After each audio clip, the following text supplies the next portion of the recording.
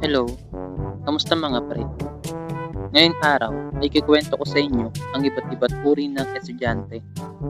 Kaya mag-subscribe ka na. Hehe. Taboraot. Ito yung uri ng estudyante na panahingi ng hingi ng kung ano-ano. Kahit bigyan siya ng magulang niya na pambili ng papel na hindi niya ibibili at mangbuburaot lang. Pre, pahingi papel pre. At hindi lang yan. Pati ba naman yung pagkain na niluto ng magulang mo makikihati ka rin?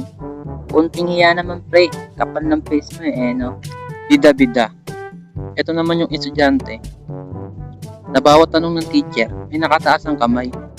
Kahit na hindi naman sigurado sa sagot niya. Dinaig pa si Jollibee, sobrang bida-bida Okay class, anong huling sinabi ni Rizal bago siya barilin? Ma'am, ako po ma'am. Sige, Joshua. Anong sinabi niya? Aray po. Joshua? Po, ma'am. Labas! Sila rin yung tagapaalala ng assignment.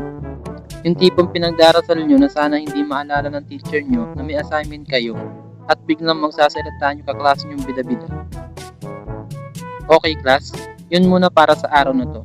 Magkita-kita na lang ulit tayo bukas. Sir, assignment po natin. Hindi nyo po ba ikokolekta? Hay, pinaalala pa. Bida-bida talaga. The Chismosa. Ito naman yung estudyante na updated sa lahat ng balita sa school nyo. Hindi po nga akala mo reporter ng ABS-CBN o ng GMA na sobrang bilis makasagap ng balita. Uy girl, alam mo ba, si ano at si ano, break na daw sila. Bakit bes? Kasi nahuli daw ni girl si Boy na may kasamang ibang babae. Pero pagdating sa exam, walang maisagot. Kasi mas kabisado pa ang buhay ng iba kesa sa lesson ng teacher ninyo. The Artist. Ito naman ang uri ng estudyante na imbis magsulat ay puro drawing makikita mo sa notebook nila.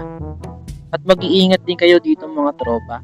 Dahil pag nakita ka nito na natutulog ay humanda ng mga mukha ninyo. Oh no! Ano nangyari sa mukha ko? Sinong gumawa nito? Ako, bakit? Autograph? Hehe. Boy Antugin. Ito naman yung estudyante na lagi natutulog sa klase. Kahit na may teacher pa sa harapan. Hoy, Ray! Bakit ka natutulog sa klase ko? Ba't kayo ma'am? Nagtuturo sa oras sa pagtulog ko. Aba, tatawagan ko magulang mo. Anong number ng magulang mo? Hello? Ano po order nila?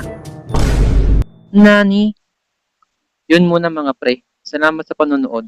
At kung nag-enjoy ka, ay huwag mo kalimutan na mag-subscribe. Hehe.